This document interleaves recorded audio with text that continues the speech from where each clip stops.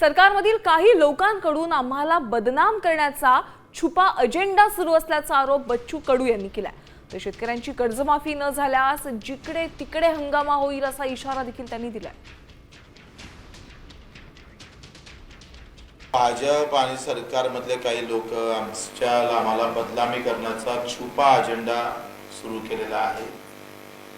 का बच्चू कडू बदनाम करून सोडला म्हणजे उद्या शेतकऱ्याचे आंदोलनच उभे राहणार नाही, अशा प्रकारची भारतीय जनता पार्टीने काही छुपा अजेंडा सुरू केलेला आहे।